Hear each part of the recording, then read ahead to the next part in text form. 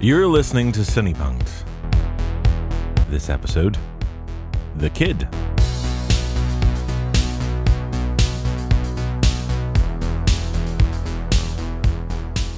I'm your host, Robert J.E. Simpson, and I'm joined today on the sofa by Dr. Rachel Kelly. Hello. And in the swivelly chair, mastering all the knobs, it's Ben Simpson. Hello. You laugh at me like that's not what you do. I do.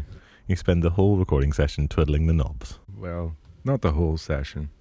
So, we have not touched silent movies on the show before for some reason, and that's what we're going to do today. We're going to talk about Charlie Chaplin's 1921 first directorial feature film, The Kid. I mean, you say for some reason, you know what the reason is. You're not very keen on silent movies. It's not that I'm not keen on silent movies. I'm just essentially a very lazy film watcher. Anytime I mention a silent movie to you, you roll your eyes Yes. and you go, do we have to, Robert? Because it's hard to watch. It's a totally different way of watching film. We learn this from the earliest interactions with any kind of media. We'd learn how to watch films, and in this era it involves sound and it involves dialogue and it involves interacting with the dialogue, and the Hollywood continuity system is built around these days dialogue. So watching a silent film is a different experience, and I'm lazy. I just want film to trickle through my eyeballs and into my brain. I don't want to have to work. Because it's all about visuals and not so much about the dialogue, because you can't switch yourself off, look away somewhere else, check out your phone. Exactly. You have to actually keep your attention on the screen. How am I supposed to check Facebook and watch a silent film at the same time? I can't do it. No, you literally can't do it. However, I think Chaplin silent films are a bit different in a lot of ways. I don't know.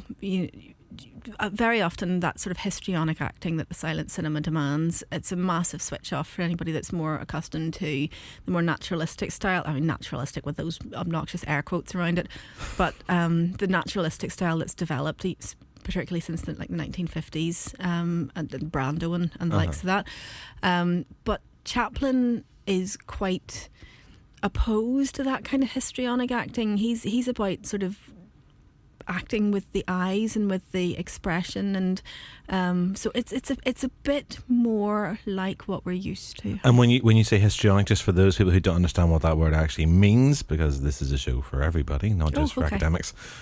I suppose I've just grown up with the word histrionic being chucked at me a lot of the time, so I assume that it's a more widely used word.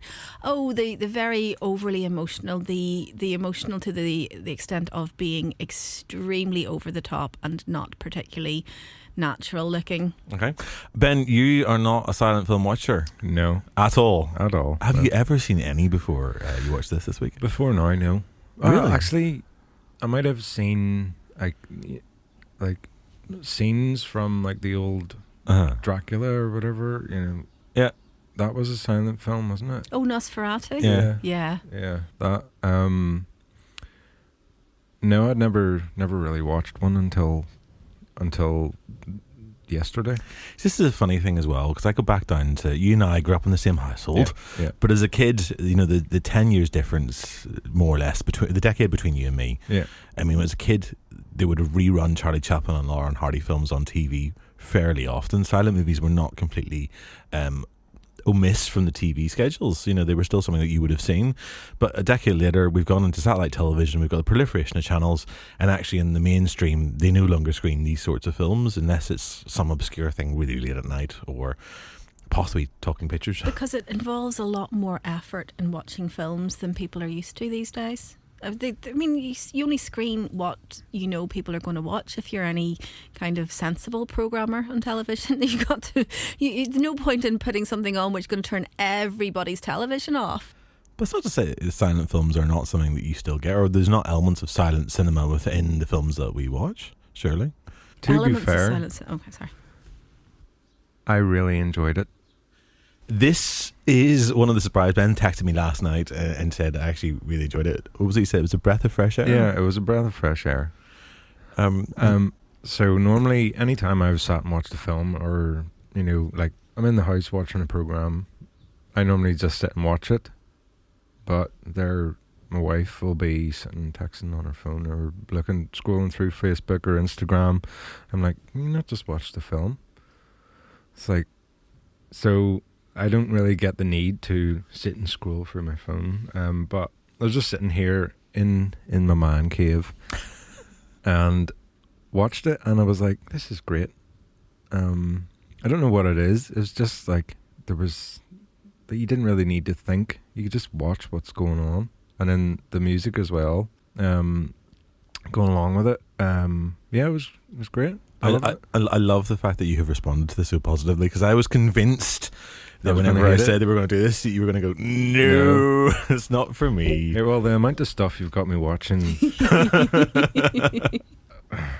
Yeah. I like to think that we're giving you a free education here in terms of cinema. Yeah. And every now and then, we'll throw in something completely random that you like that actually apparently our listeners also like.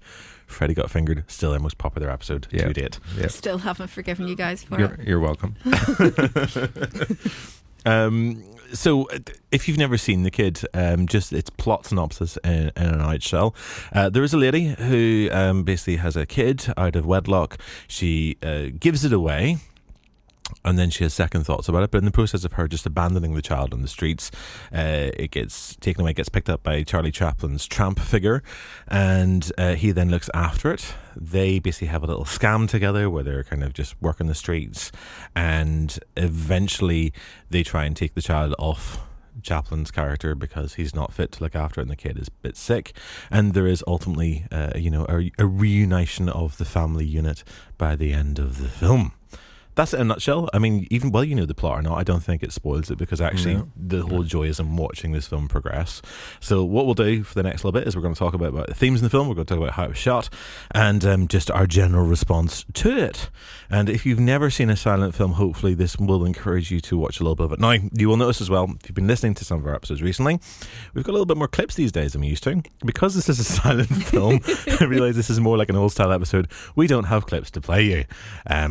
It's a silent movie. It's very difficult. We could play a little bit of Chaplin's score from 1972, certainly, but ultimately that's not really going to give you an idea about what's going on. So yes. Well, it does kind of. A little, yeah. So this film was made 100 years ago. It was released in 1921, but it was filmed between 1919 and 1920. So we were actually recording this podcast 100 years on from its production, which is a nice little number. It's also Chaplin's first feature. He's already been making a number of films for S&A and Mutual, little sort of two-reelers. These are films that last between roughly 15 minutes and half an hour for the most part. And he's been doing very, very well at this. And he has a deal with First National Productions to make a feature. And that's what he does at his brand new studio in LA, just off Sunset Boulevard, which is a lovely space. And today is now the home of Jim Henson. Wow. Ooh. Cool. It's lovely. I went when I was in LA last year. This is true story. I deliberately stayed in the nearest hotel I could find to the studio. Yeah. It's like literally 2 minutes walk from there to the studio itself, and they still have all the original Chaplin buildings out the front of it, so you can just. Some of them actually turn up in the film. That's really cool. I didn't get to Sunset Boulevard when I was in LA. I walked along Hollywood Boulevard. Yeah, I stayed on Hollywood Boulevard, which was also really cool. But yeah, that's actually way cooler. Well, the Chaplin studio itself, it still has so it has a little picture on the front, painting on the front door of Chaplin as the tramp, and then below that they have his handprints, his footprints, and his signature. It was the first one to do it. It wasn't actually the Chinese Gaumont Theatre. Chaplin was the first one to do that in Hollywood. That's the thing where they all lay their hands down. That was him. He did it first. Wow. Yeah. And because it's been taken over by Henson, above the gates they have Kermit the Frog in tramp costume. Oh, cool. A huge sort of figure. Well, I just love the fact that place still exists, because so much from this industry is ephemeral. It's there for a little while, the sets get pulled down, but this stuff still remains intact, and you kind of feel that presence must have been there. And a lot of it went when the financial models for the studio productions and that sort of integrated model of production distribution was made illegal, so a lot of it had to be sold off, and a lot of that stuff went around that period, so it's nice that that's still there. Beautiful. So that's just a little bit of background to the film itself. I mean, he'd been working there for a little while, and he made this, and basically had free rein to do it. He just went off and shot whatever he wanted, which is a bizarre way of making film in a way. Yeah, they freaked out though, didn't they? About halfway through, they're like, "Why is this taking so long? What could possibly take so long? We're making silent cinema here. It takes like a week maximum." And like 9 months later, he's still going, no. Didn't he shoot? He shot something like 50 times the amount of material that ended up in the film. Yeah. And no wonder they were freaking out. What was the reason behind that? I think it's because his creativity meant that he sort of had that free reign, and he obviously is working in his own studio. But he worked on this film without a script. He's a perfectionist as well. He's constantly looking for the correct. Absolutely, yeah. He talks a little bit about it in his autobiography as well, about the process. And I mean, he doesn't go into huge amounts of detail, but basically he would turn up on set, would gather the crew around him, and they would literally sit on the stage and bounce ideas back and forth. He would sort of like fire stuff off and try and get people excited and find a story. And this is one of those ones that they made up as they went along. They shot it, you know, sequence after sequence in the order that you see it in the film. Nowadays, Is that why they've got the wee, you know, that fade out, you know, the wee circle? And it's an Irish shot, is what they call that. Yeah. is that why they do that at the end of the scene then? Sometimes, I mean, it's a way of marking a transition. It's something that comes from that silent era. You get it a lot, you know, it's like the wipes and the dissolves, and it's the technology that's available at the time. You know which film popularised that, of course? Which film was that, Rachel? Oh, Birth of a Sodding Nation. The Birth of a Sodding Nation. Birth of a Sodding Nation, one of the most phenomenally racist films ever made. Never seen it. No, it's about 3 hours long. Don't worry yourself. it's fantastically important to film history, unfortunately, but it's really not worth a watch. Basically a film about the Ku Klux Klan made by the director D.W. Griffith. Back and in they're the the days hero, when it was okay. by the way. The Ku Klux Klan are the heroes of the film. Wow. Yeah, it's bad. But then you quite enjoyed this, so actually maybe silent film is your thing, and I'll drag you around the house and we can sit down and watch the Blu-ray. It's a long watch. D.W. Griffith, though, was associated with this film. It's his car that the baby is left in. Is it? I didn't know that. So it's a Griffith's car that's actually used in the film. So there was a kind of collaboration of sorts between them. But basically at this time, just before production starts on this film, Chaplin loses a child. Oh. His firstborn son lives for a couple of days and then dies. And that seems to have been the real trigger point. So most of the critics agree, and I think Chaplin himself sort of tacitly acknowledges this in terms of actually wanting to produce this film about a child. And nobody who looks at this can't read something about that loss of fatherhood into the way that relationship works on screen, and also professionally. Him and Jackie Coogan are quite a combo, I think. That kid is amazing. I mean, he's literally, it's breathtaking how good he is. Maybe he was 6-7 years old when he filmed that. Something like that. Yeah, I know he's got a background on the stage, but he's still, you know, he's early primary school, and he's just so natural, and the chemistry between him and Chaplin, it's evident. I mean, it's what makes the film, is the clear sort of. I think that's why I really liked it. Yeah, like it just feels really wholesome or something. Yeah, like it sort of moved me in a way that I haven't really been moved by a movie before. Okay, like I don't know, just watching the relationship. I know you can't hear any dialogue or anything like that, but like it's just the way they act towards each other. And but you guys both have kids as well, so I think that your take on it is maybe slightly different as well. So I mean, as a father with a young son who's not that different in age from Jackie Coogan was at this point, I mean, is there an element of you seeing something of your own relationship, or what you hope your relationship is with your child within that, between the two of them? Probably, yeah. I don't think any parent could watch the scene where they are ripping his child from his arms physically. And I mean, I don't think any human could watch that, but particularly a parent, it's that really primal response, like, I will kill every one of you motherfuckers if you touch this kid. I will literally beat you to death with all the stuff I can find. And Chaplin's, that there's the visceral pain on his face. I mean, it makes a lot of sense when you understand that he's working through the loss of a child himself.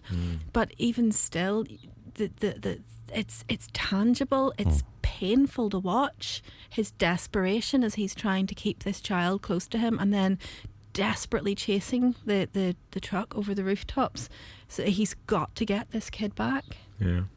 between Chaplin and Jackie himself. Like I'm watching, you see Jackie in the back of the truck, and you can. It doesn't take much to lip read what he's saying. It's I want my daddy. Yeah. Give me my daddy. I mean, just over and over again. He's just, and the tears streaming down his cheeks. Jackie's father was also in the film. He plays a number of parts within it. He plays the devil character. He's also the tramp in the hostel that tries to nick the money from Charlie's pockets. So he turns up a few times, and one or two of his scenes were cut whenever Chaplin re-released this in 1972. But Chaplin was having a little bit of difficulty getting Jackie to get in the right zone for that sequence. And apparently his dad basically had a word with a kid, and that's what it was that kind of resulted in that. And afterwards, Chaplin asked, so what did you say to him? And what Jackie's father told him was that if he didn't get it right, he was going to be taken away and put into one of those institutions. So that's what really set him off. He actually thought he was going to be taken away from his own actual father and put in a home. Chaplin then had to console Jackie and just say, look, no, it's okay, it's not true. And Jackie just says, my dad, I tears streaming down his cheek, where it says, oh, I thought my dad was only joking, but obviously really, really, really upset. Yeah. I mean, that seems like such a horrible, cruel way to get a response out of a child. But I think one of the things that really strikes me watching the film is that so that wasn't acting, that was real. That was real. Yeah. I mean, when he's calling out for his daddy, he's calling out for his daddy. Yeah. It's pretty grim, and I think, I suppose in a way we sort of forget because, well, and what little privilege we have in terms of sort of where we are today as sort of vaguely working middle class people, we're a bit removed from that era of sheer poverty, of that space where, literally you're lucky to find anything. There's no social security, and the risk of losing your child is very, very real. And of course, there's a deep reflection of Chaplin's own childhood there as well. Yeah. That deep, deep terror of being, I suppose it's the opposite way around. His mother was taken away when he was quite little. Was it schizophrenia? It was severe mental illness anyway, and she was incarcerated twice, once when he was 7, and then permanently when he was a little bit older than that. He did eventually bring her over to America. Much later on in life, and she came over, and he says whenever she came off, he hadn't seen her for about 10 years, and at the point where she came off the boat, I guess, he just said he just saw this little old woman that he didn't recognise, and she was still quite unstable at that point. They nearly tried to deport her, but she was basically, they managed to persuade the government that she was allowed to stay as long as she wasn't taking up sort of claiming benefits and stuff, that he was going to look after her. So but Chaplin comes from complete poverty. I mean, it's the American dream. The American dream is that you go to America and you become famous and you earn lots of money, which Chaplin did. Yeah. But he came from nothing. Yeah, a horrendous poverty. Where's he from? London. London? Some's London. In fact, they don't have a birth certificate for him. They've never been able to find it. His birth date is still under a little bit of ambiguity. We're not sure if it's under a different name or what, or just was never registered, because at that time it was not uncommon for children to be born and not registered. Wow. Yeah. So that poverty that you see is all very, very real. It's Chaplin reflecting on himself. So he's dealing with his own childhood poverty. He's dealing with the loss of a child, and those spaces that you're seeing in the film are real spaces for the most part. Those are real streets around LA. The archway isn't real though. There's a little bit of set, but I was looking last night. There's a couple of websites that actually detail all the locations, and so many of those buildings are actual locations within LA, or were. Yeah. It's fascinating because LA at that point, Hollywood itself at that point is as a city, it's about 10 years old. Yeah, there's literally 1905. If you look at old photos of Hollywood in 1905, it's orange groves. Literally, there's no city there. And it's only as the filmmaking was originally based on the East Coast, but for various different reasons, the Motion Picture Producers Association of America, tightly in the grip of Thomas Edison at that point, who's going around just trying to kill all the competition. So the independent filmmakers just take themselves off to the west, where it's still like a week's travel away at that point. and it's really difficult for Edison to enforce his patent violations against them. So that's why Hollywood goes from nothing basically to this huge, burgeoning, booming city in the space of a decade. Cool. And yeah, 1920, when this is being made, it's still very much a up and coming city. I mean, it's more or less established by that point as one of the big centres of filmmaking in America. But it's rapidly very growing. new. There's a film I think it's on YouTube, which actually shows you Chaplin building the studio, and it's certainly on the DVD and Blu-ray of the kid.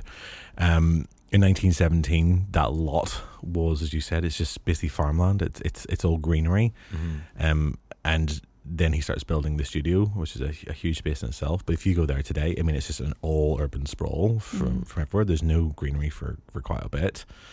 So that's the way it is. I mean, it's progressing very, very rapidly. This is a moment of transition. It's before the Depression, which sort of ruins the American economy for a long time. It's before the war. Well, this is actually it's just after the First World War as well. So there is that sense of, I guess, difficulty. I mean, it's certainly for someone who's from Britain, they'll be much more aware of sort of the trials and the tribulations and the sort of the way that people have been affected, and especially by loss as well. So one of the things that critics have said is that, you know, in a way, people identify with the kid because so many people had lost people during the war, that they could feel that struggle.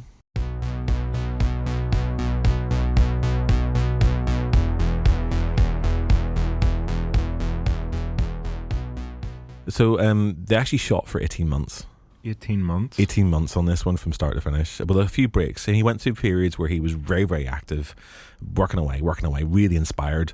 And then he'd have these little lulls. Apparently over Christmas 1919, he asked Jackie what he would like for Christmas as a present, and Jackie wanted to go back home to see his family in San Francisco. Aww. So they shut down the studio for a week to let Jackie go home. That's what he did. Then Chaplin has a divorce in the middle of all this. Wow. So his wife, who's, I think so if we look back in context, she's just lost a child. And that can put a lot of strain on situations as well. She was a kid herself, of course. She was 16 when she married him, wasn't she?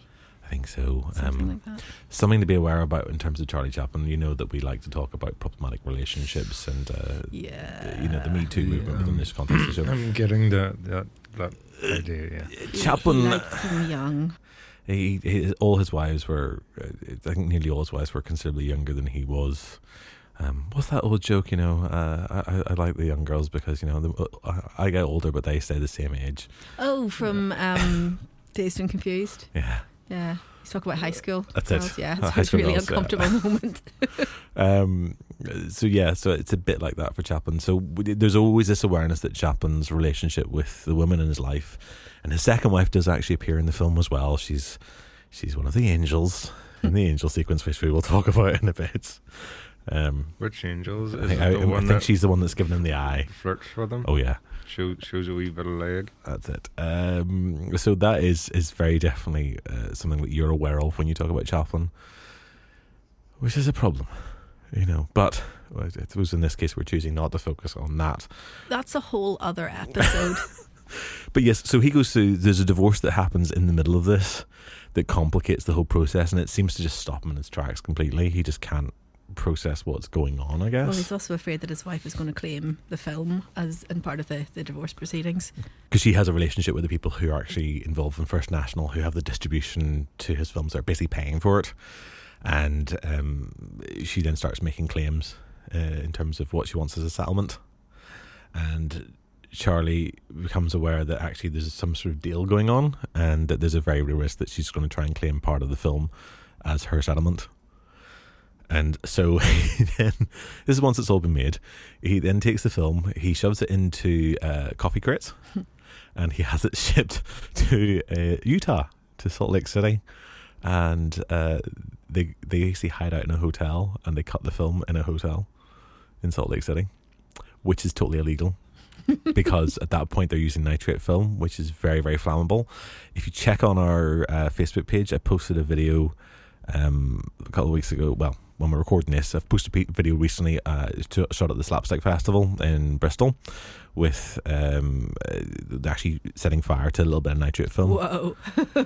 It just goes up really, really quickly. Cinema fires were a very, very regular occurrence. It was a real risk. If you have a nitrate film in your collection today, you have to have it basically under bomb-proof kind of storage. Any archival nitrate films are basically stored under extremely controlled conditions at a location far away from the rest of the old films that are being archived.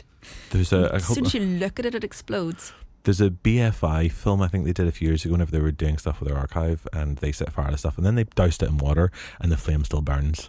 Like, you cannot put it out. It's really, really dangerous. And it does catch fire quite easily. So them sitting in a hotel room cutting this film literally physically, not like today where we've got all our digital technology, but this, yeah. So according to Chaplin's description in his autobiography, they literally put bits of the film everywhere. All the takes are numbered as well, so they know this is like thousands of takes. It must be 50 hours of footage that they're having to go through. I think I read that somewhere. Yeah, it's at least 50 hours of footage. Yeah. So they're having to go through. He says occasionally they would lose a bit and they'd spend a couple of hours looking for something underneath the chair, but it's literally just, this must be this room just packed with bits of film. I don't even know how you visualize this, and you can cut a film from it. Yeah. He says, packed with bits of film, and if you sneeze, you're going to die. So if the hotel had known about this, they would not have been allowed to do it at all. They would have been kicked out. They would have been arrested. Because this is all going on, so there's a lot of subterfuge in terms of the production process. In the end, he's able to strike a deal. That he asks for, the studio decided to pay him. They offered to pay him. Sorry, First National, not the studio, because it's his studio. First National offered to pay him on the basis of his old three-wheelers. So they're going to pay him about $400,000 for the film. He's just spent $500,000 of his own money in 18 months of his life working on it. So he says, that's not happening. At some point, they realise that actually this film's going to be really bloody good. And eventually he manages to negotiate a settlement of $1.5 million plus 50% of any profits after the studio recoups their money. And the film goes on to make over $5 million. Wow. So like he was... and this is 1921 numbers we're talking about here. It says adjusted for inflation. It's a lot of money. Yeah, that's a lot. It makes back that's 10 times its budget. Yeah. And he made a very nice profit on the back of that. So that's its production history. I think we kind of need to talk about just how groundbreaking it actually is as a film, as a piece of storytelling. Yeah. I think it's a couple of things. First of all, I mean, like, our picture of Chaplin. Like, so you've seen this now, but if someone said to you about Charlie Chaplin, what do you think of? A small guy and a big fat guy. That's Lauren Hardy. That's what I that's what you picture. Yeah. Wasn't the answer I was expecting. So basically, all silent movie guys for you are Laurel and Hardy. Yeah, fair enough. Rachel. So that's how I got into reading Asterix the Gaul. Because Asterix and the Laurel Wreath was the book that was, and I thought, oh, that's probably really funny because that was my experience. So there you go. Laurel and Hardy, more than just a comedy duo. That's pretty good. Literally all silent comedy is Laurel and Hardy. So, which is interesting because I don't actually like them. No, you don't. There's another podcast for us at some point. If I said Charlie Chaplin to you, what do you instantly picture? The Tramp. When I was just doing, I assumed that like everything he'd done was the Tramp. I had no idea he retired the Tramp after Modern Times. Yeah, started doing other things. Mad. I mean, that is technically the Tramp. I know it's not the Tramp, but it is basically the Tramp in The Great Dictator. Yeah. Oh no, it definitely is. But he's also playing. But he's also saying it's not. He's also playing his Hitler character in The Great Dictator. I mean, it's not actually the Tramp either, but it is also it's the Tramp character, but mapped onto this little Jewish barber guy. So you basically have this, I mean, for most people, and I think for me as well, Chaplin is always going to be that very iconic little figure with a little Hitler mustache, which was a Chaplin mustache before it was a Hitler mustache. So did Hitler like Chaplin? They were actually born the same week in 1889. So they were like, so it's a point whenever they do when Chaplin makes The Great Dictator, which is a parody of the whole Nazi scene where he basically plays a Hitler character. But there's this whole lovely and kind of parallel, which we'll talk about when we do that on the show, which we will do at some point, and it's Chaplin Talks. So yeah, we were definitely doing The Great Dictator. It's my favourite Chaplin film. There you Right. go. Okay. But yeah, no. So this is the look. It's what we now recognise as a Hitler mustache. Yeah. It's the scruffy mop of hair. It's the baggy, not quite fitting suit, and the little walking cane. Yeah. And what about the oversized clown shoes? Yeah, that's all part and parcel of it. I mean, I suppose the idea as a tramp, he's just picking up whatever he can get as he goes along. It's that vagabond kind of thing. Yeah. But it also gives him a little bit of makes him a comic character to look at, Mm-hmm. and it gives him a fair bit of flexibility in terms of sort of performing, because he's a very physical performer. Yeah. And a lot of it's geared around the slapstick. This film's actually quite light on the slapstick. Well, yeah, but that's kind of my point, is that, you know, for a character that's been so intensely associated with I mean, let's face it, that is the only form of comedy that exists in silent cinema up to that point, is slapstick. Slapstick is ideal for silent cinema. Silent cinema is ideal for slapstick. Do you know what slapstick is? Physical comedy. Yeah. Physical pratfally type comedy. The whole fight scene. Yeah. Yeah. It's pie in the face. Ducking under punches, and it's very, very physical. It's very over the top. It's yeah. Smash a guy in the head with a brick. Yeah, exactly. And he doesn't actually die, he just gets wobbly face. It's like cartoon violence. Yeah. It's like the Hulk, that guy was. Yeah, it's like watching a Tom and Jerry cartoon. Is basically slapstick. So that just, for in case you weren't aware what that is, that's what slapstick is. So, but this film is one of the very first to realise that comedy doesn't have to dominate. It can be part of an overall narrative story that involves dramatic elements as well. mm, And the dramatic elements are, that's what people love this film for, is that the drama, the pathos of that relationship, the drama of the separation, the drama of the reunion, and the love that exists between the tramp and the kid. And Chaplin is really groundbreaking in recognising that you can have comedy elements in a film that coexist with drama. It's so obvious now because we're so accustomed to seeing it, but he's going from a period where the norm is maybe 15 minutes of guys beating each other up, which, you know, done correctly is very funny indeed, but, you know, 53 minutes of people beating each other up interspersed with moments of the most incredible dramatic beauty. It's true. I mean, I think a big part of that process is probably that transition from a 15-minute film to having to stretch out to an hour. It's not enough to just have somebody beat the crap out of somebody else, or to avoid beating the crap out of somebody else. You have to have an actual narrative, which this does incredibly well. But where he takes it is so tender.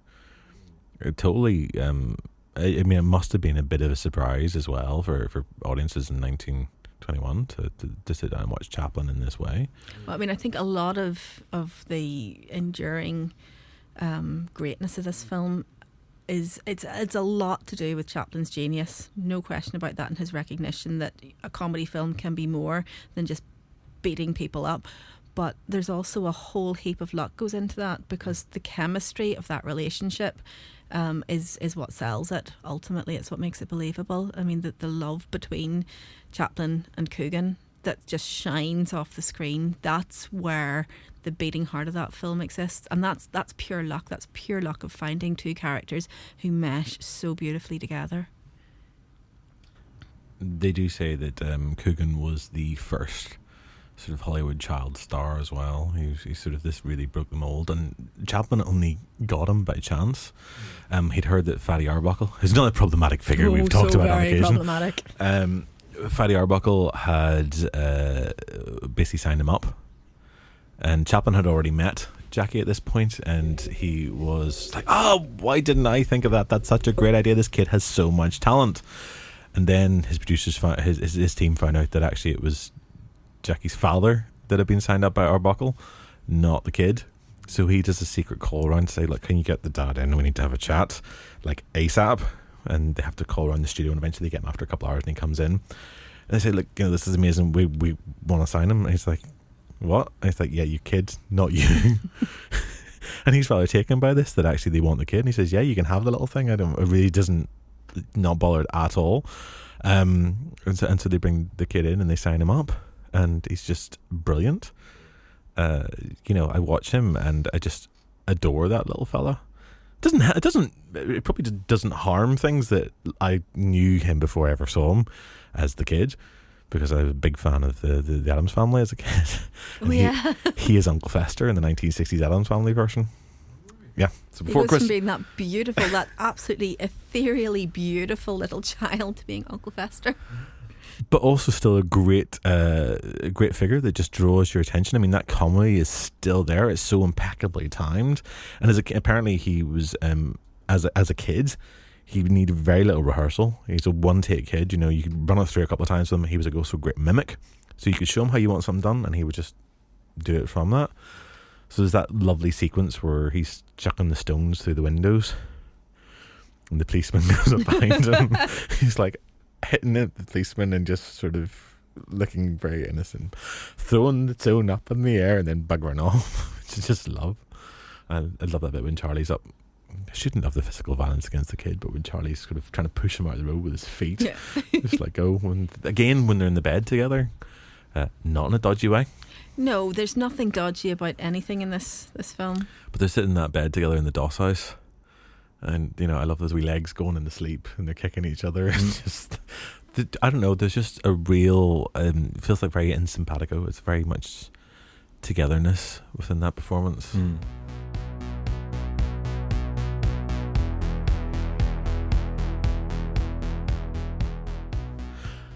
We should probably talk about the downside of this film.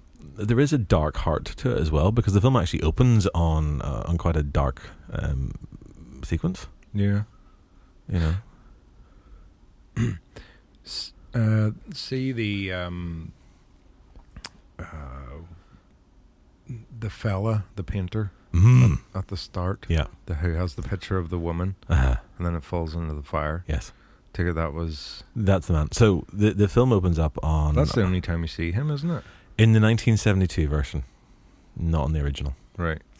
So the film opens up on this woman who, and there's a really simple intertitle that tells you that basically her crime is basically having a child. So the implication is all there. She's had this kid out of wedlock. They're 1920s. These sorts of things are not looked upon very well. Society's a big moral judger. When she looks very, she's leaving the hospital thing where she's been in, just walking off, and she just looks like she can't care for the kid at all. And then she makes the decision to put it into the car of some rich people, which is a great idea. It's like, somebody wealthy can look after my kid. She's actually being quite sensible and responsible. Only the car gets nicked. Oh no, hilarity. They find the kid, a kid, and then they dispose him by a bin because the kid is just disposable. And then that's when Chaplin's character finds it. There were other sequences that were in the film when it was released in 1921 that Chaplin cut out in 1972 when he re-edited the film. So he took about 10 minutes out of the film. Now there's still a bit of uncertainty as to how much was missing. Partly it's to do with the speed up of the film. Film today is all projected at a steady rate. Back then the rates of films could change. So film tends to be 24 frames per second today. Back then it could range quite widely between something like 16 and 28. So over time, that speeds the film up or slows it down. Anyway, it's a technical thing. So Chaplin comes back into the film. He cuts a couple of sequences out of it, and he puts his own score on it.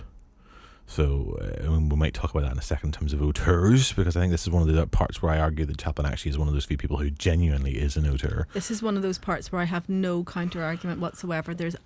It's unquestionable that if an auteur is a viable way of looking at discussing a film, Chaplin is an auteur. We'll come back to that in just a moment.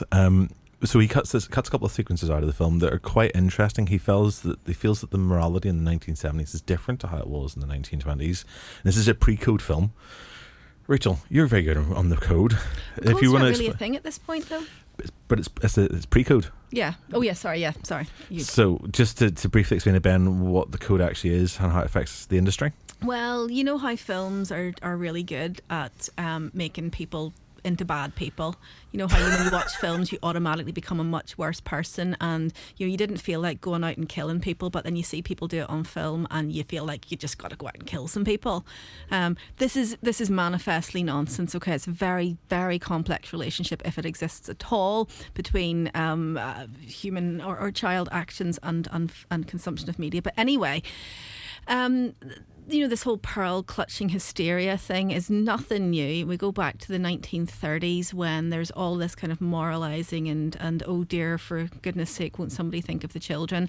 And what's known as the Hays Code is introduced. And the Hays Code it codifies what can be shown on screen. So things like, lascivious behaviour or lewd behaviour or lustfulness can't be shown on screen. No nudies. Yeah, I mean, anybody that's seen the 1934 Cleopatra film with Claudette Colbert, that was allegedly cut. It was filmed before the Hays Code was introduced and released afterwards.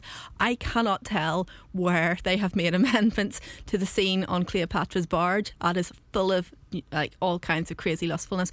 But things like if somebody is acting in a criminal way, they must be shown to have their comeuppances for it, and that's what leads to the scene that never actually ended up in the. We were talking about Vertigo, and the way it just suddenly ends.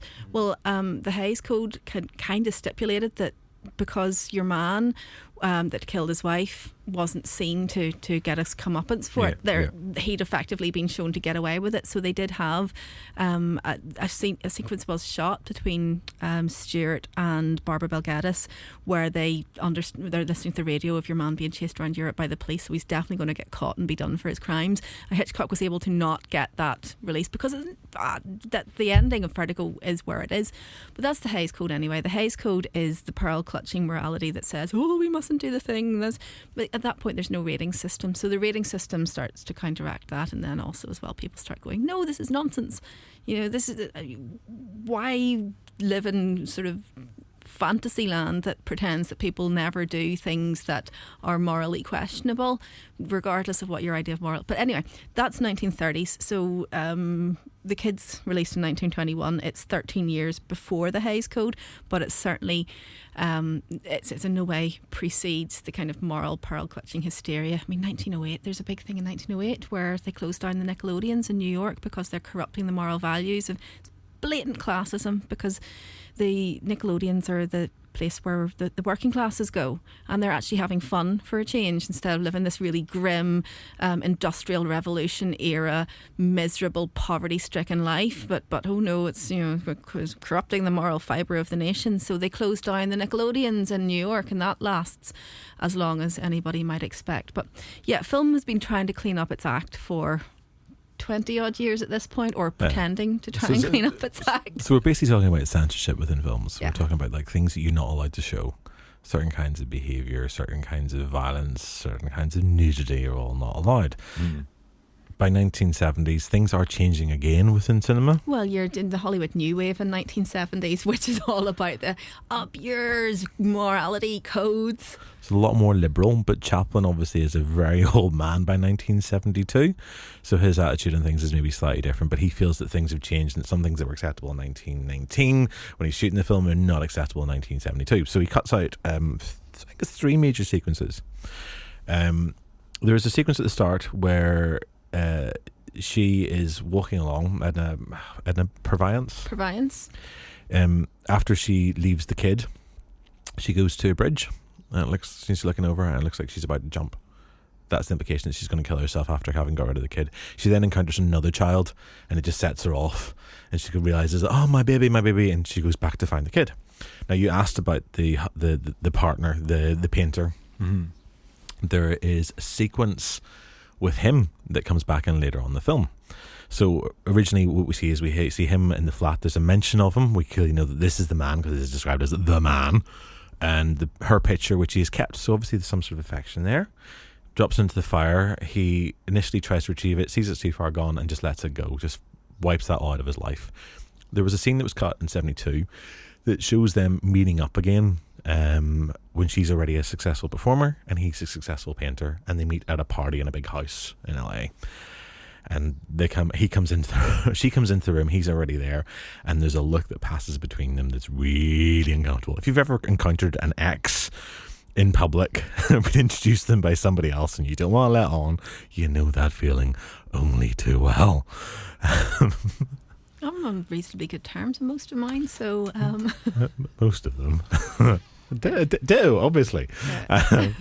Ben's never had an ex. I've had lots of exes.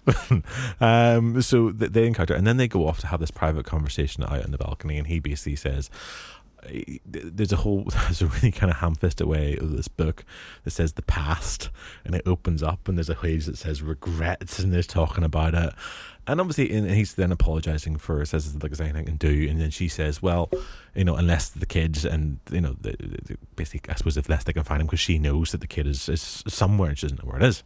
So they have that. And there is another sequence. As part of that whole thing before she goes to kill herself, where she sees a wedding happening. She still has the kid at that point. She sees this wedding, and the bride looks miserable AF. And she kind of goes, "Oh, I'm just gonna get rid of the kid." It's very strange. But there was another sequence which I can't remember off the top of my head. There was another one, but yes, the painter dude does come back. Whereas I actually think the version that we have now is a bit stronger, because she seems like a much more independent person. She doesn't need, and maybe this is what Chaplin was tapping into, was that he realised that actually in 1972 the idea of a stronger woman didn't need a man, actually probably was more in keeping with the zeitgeist at the time. Bear in mind, his mother had a child out of wedlock. Yeah. That she raised. Yeah. As a single mother until she met Chaplin's father. Which Sydney, isn't it? Yeah. From the Sydney. older brother. Yeah. In this pub. It's in South Kensington, London. It's very nice. Yeah, and I mean, again, this is sort of the 1880s. To be a single mother, or the child out of wedlock at that point. I mean, she just certainly didn't have any kind of an easy life. No. Hannah Chaplin.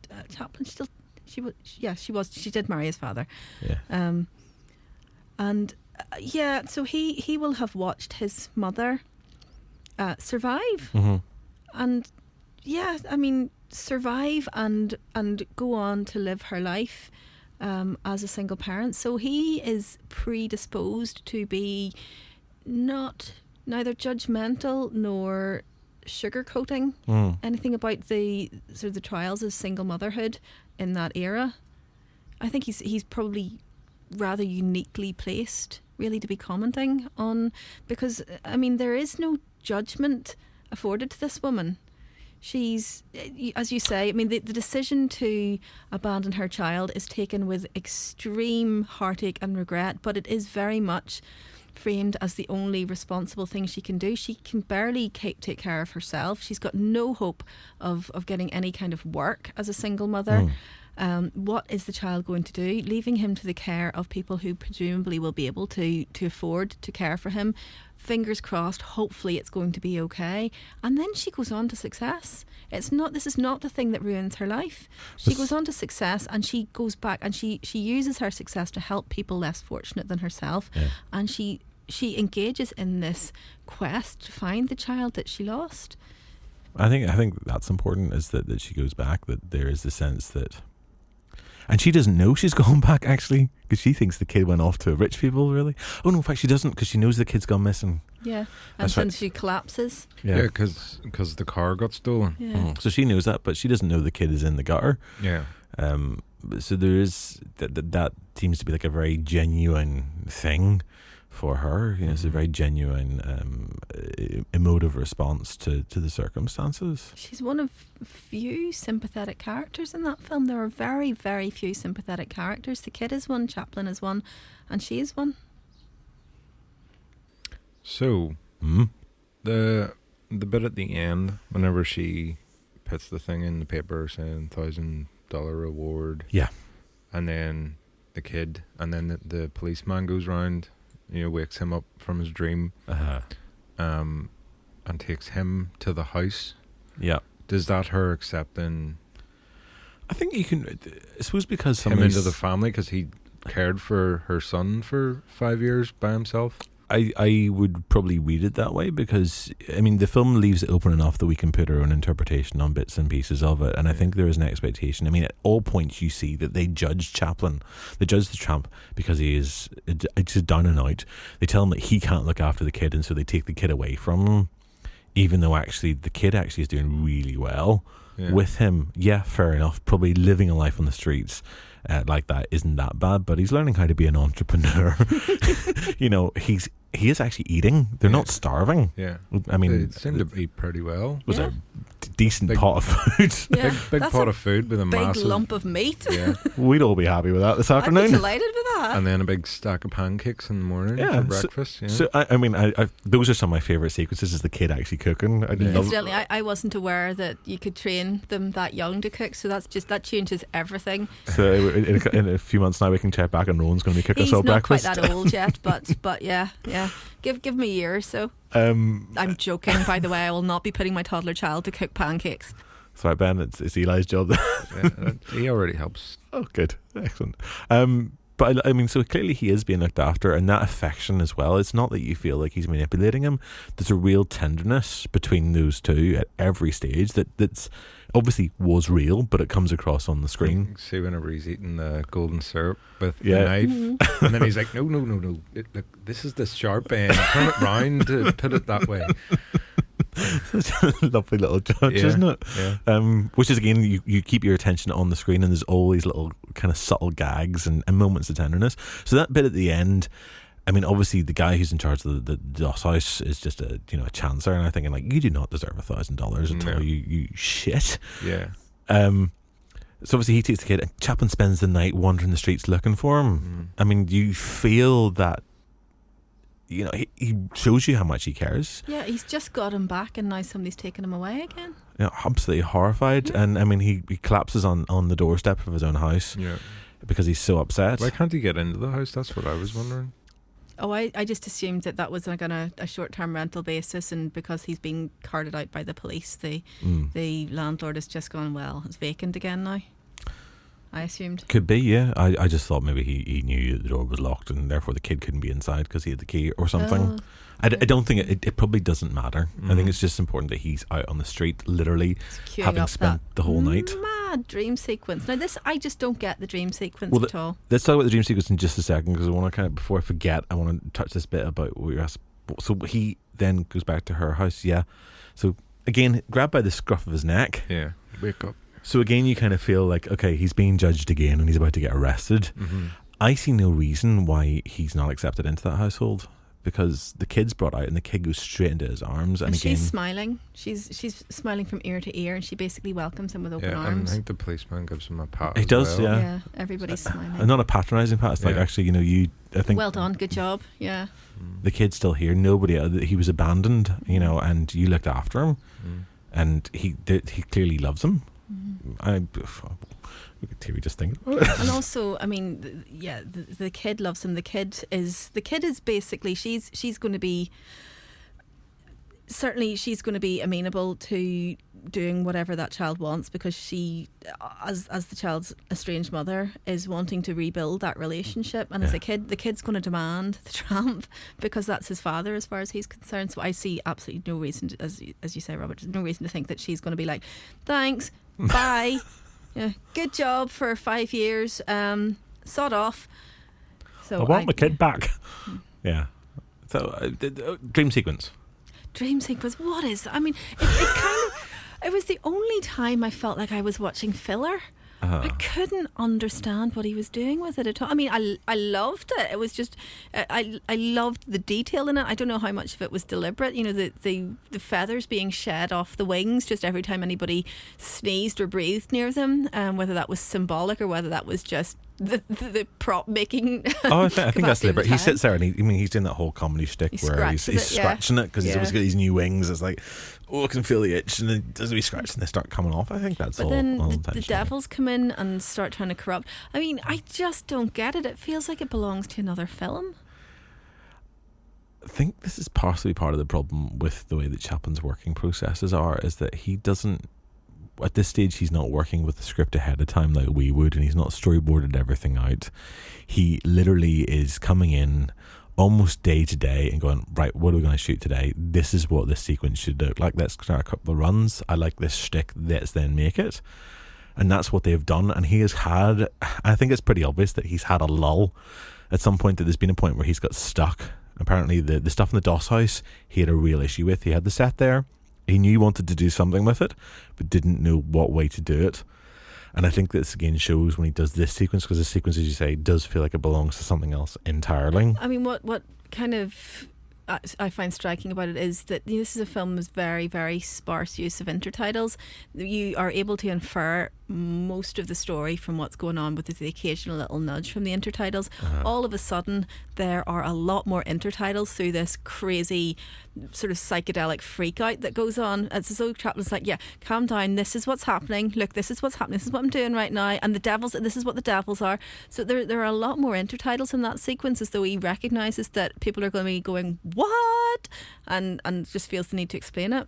I think there's a harkening back as well. So one of the bits that's cut out was her watching that wedding happen, and there's a point where she goes in front of a stained glass window, and there's a Celtic cross behind her head, but all of a sudden the Celtic cross behind her head is framed like a halo, and it just lights up, which sort of suggests that there's something purer about the lady, that she's got good intentions, that there is something there. So when you go from that to much later on the sequence with the angels, there's definitely a religious, but there's also a spiritual kind of purity that's involved and invoked in that. I think that's... Well, yeah. If you're going to have that kind of weirdness in the climax, then I think you definitely need to call ahead earlier on in the film. That would have explained it a lot better to me if I was aware that this was dealing with religious it's the tropes 70s anyway. By the time this comes out, again, it's the 70s. Everyone's on LSD anyway. It's fine. It probably makes more sense. No, I kind of think it's used as like, he's lost his child. He spent the whole night out the streets looking for him, and he's gotten back to his house and he's just so exhausted, and because he's had this traumatic experience out in the streets, he's like fallen asleep and went into a dream state. Had this dream, it's like the boy, the son comes out of the door, and he's like, oh, he gives him a hug and all. He's like, what are these wings? And then he takes him to the shop and he gets his wings. But then it sort of turns into a nightmare. Yeah. Because obviously he's still upset about his son, and I don't understand the whole playing the harp and the woman thing. Like that, I was a bit weird, like, but and then he gets shot. Like, yeah. But I think it's like, this is like longing to be with the boy, and then him getting taken away again.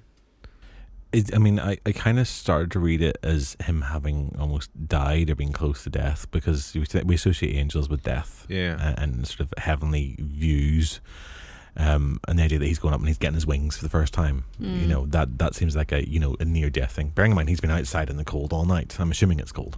I'm not. I know it's LA. It's California. It's Southern California. But one assumes that he's been out in the streets all night. He doesn't have proper clothes and stuff. He probably isn't great. So there is that sort of sense there, but there's also a kind of Garden of Eden kind of element with the devil coming in to present things, and which is almost harkening back to her and her relationship, because again she's sort of sinned by having a child in the first place. And there's that weird moment where it looks like they're about to have a three-way. Yeah. It's the big burly man's, and it's like, oh, it's fine, you can kiss him. It's like, la la la la la la la. Now you're gonna get jealous. What? It's slightly awkward. So it's like, this is pre-code. This probably would. I can't see that scene being allowed after the Hays Code gets introduced. Again, have you seen Cleopatra from 1934? Not anytime recently, Rachel. Okay. No. It's Dr. Rachel Kelly, I should mention, is an expert in films about Cleopatra. Yeah. Yes, I am. Not anyone who's ever heard this has ever picked that up before. You haven't given me any kind of chance to talk about films about Cleopatra. I should point out. And yet we do. Well, I think this is the first time I've ever talked about it. No, it's not. Isn't it? No. I believe you, Ben. I don't believe him. Right. Shh. So there is something kind of almost close to death, but also this sort of Garden of Eden, and I think it's maybe something about the purity and how that can get corrupted. Like his relationship with the kid is pretty damn pure. Yeah. And then somebody else comes along and they screw it all up. Yeah. By making it complicated. and wonder in many ways if that's just all it is. Like, I don't get how like he's been caring for this kid, and you know, whenever the doctor comes, yeah, and he's like, I know what'll help. Let's cart him off in the most aggressive way possible. this is how it was. I mean, Like- this is if you take nothing else away from this film, Like that, the way they shoved him in there Yeah. doesn't look like they have that child's no, they don't. health. No, Oh, flip. interest Even as whatsoever. recently, I mean, have anybody seen Boys from the Black stuff? yeah, Or what is it? Is it Fly Away Home? Is that the one I'm thinking of? could be. I don't know. Where she's basically, I mean, that's 1960s, and again, you're basically talking children being ripped out of the arms of loving parents because the state has decided that the parent is unsuitable by reasons of poverty. It's a shocking reality. I mean, it's the grim reality of what's presented there, of what life was actually like for people who were less fortunate than yourself. I mean, Chaplin, maybe it's a genius moment of Chaplin to have this tramp figure, this downtrodden, this down and out who people would normally shun, actually be such a lovable rogue, to be somebody who actually can be seen to be tender and caring and emotional and responsive. There's a lesson there certainly for someone who's actually entering this situation of privilege that he is. You know, he's getting an absolute fortune for his wages. He's in a very, very well placed part of society, but he hasn't lost sight of where his origins are, of what life actually is like for other people. Do you know, I just found a quote from him there where he says, "Isn't it one of the saddest things of all to become used to luxury?"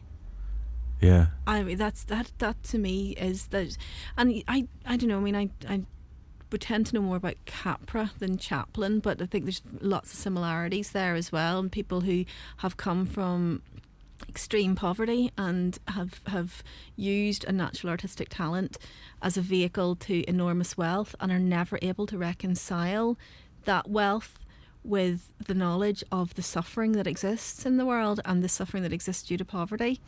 And that strikes me very much as where Chaplin is as well. It's like, yeah, obviously I'm not going to turn it down. I know what it's like to literally have no idea where your next meal is coming from and whether or not you're going to have a roof over your head tomorrow. But at the same time, I'm not comfortable knowing that I have so much when people I grew up with have nothing. So there we go. I mean, this is a film that is 100 years old. This is the oldest film you've ever watched, Ben, I believe, at this point. It is the oldest film I've ever watched. And And I would definitely watch it again, actually. That I think is actually quite good praise. Not the response I expected, but it may encourage me to introduce you to more silent movies. Yeah. Thanks, Ben. That's it, Rachel. You're going to have to work a bit more. I have to watch more silent movies now. But they are such a rich text. I mean, there is something absolutely gorgeous about suddenly removing dialogue and making your brain work. Well, it's they call it the purest form, don't they? Was it Hitchcock called it pure cinema without dialogue? It just felt so because I'd never seen really a silent film. It just felt fresh and new after seeing all the films I've seen so far. It was just nice to watch something like that and I didn't really have to think. All I had to do was watch. Isn't it amazing how much of it you just get though from watching it? You Yeah. don't need it explained to you. You're like, you let your brain do a little bit of work and it can make all the joins you need with very little help. Yeah. It could so easily have been manipulative and saccharine, that film. In the hands of a less skilled artist, it definitely would have been, particularly in that era when the impetus was to overact everything for the camera because there was no dialogue. What it is just the most touching, beautiful love letter to the relationship that can exist between a father and child. Yeah. And even with Chaplin's score that he does in 1972, he doesn't play it for just all the sentimental notes. I mean, there's a lot of humour and lightness in there too, and a lot of fun. Yeah.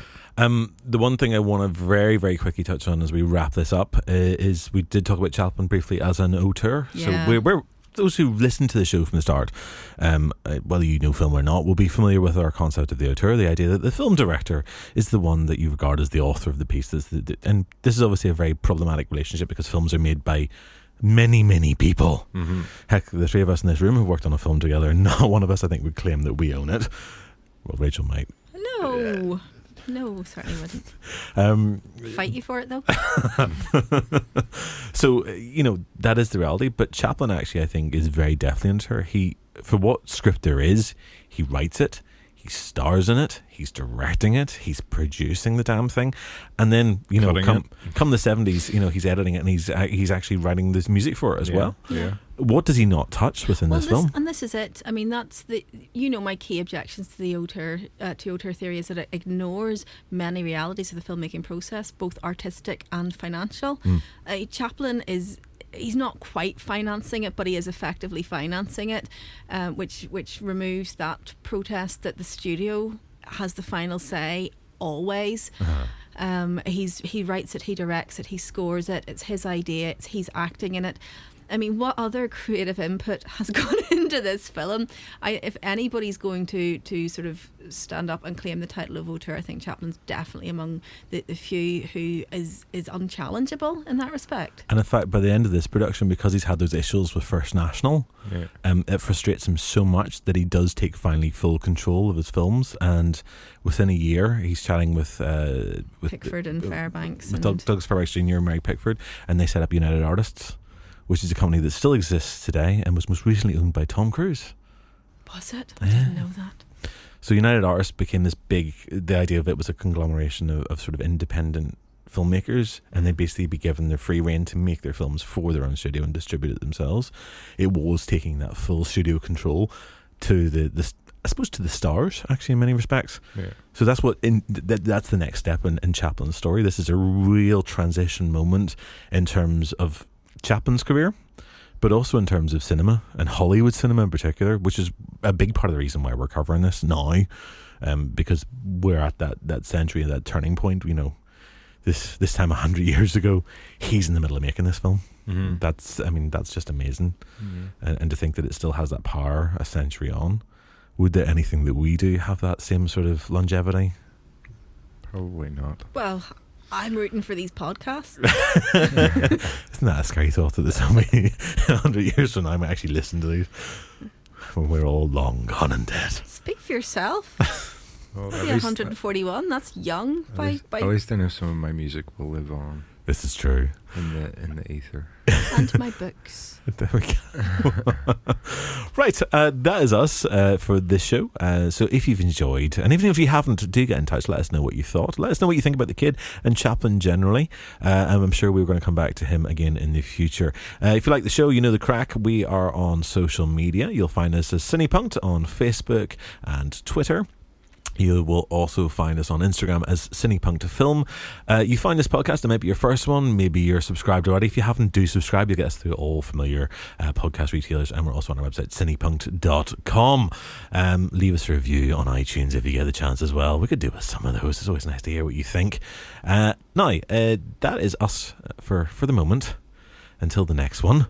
As ever, my thanks to my lovely colleagues and friends and siblings. So Ben, twiddling your knobs. Thank you. You didn't do a lot of twiddling that session. No, not a lot. You pre-twiddled. You kept him busy. Dr. K, Thank you very much. as ever, make sure I get the title in. She shouts at me otherwise. You're the only person. It's uncouth if I say it myself. I think it's in our contract now. Yes. In our CinePunked contract. Well, I write the contract, so yeah. Where's my contract? I haven't really written any contracts yet. And so as ever, and I'm your host, Robert. And thank you very much for listening. Tune in again very soon. Bye-bye. Bye. Bye-bye.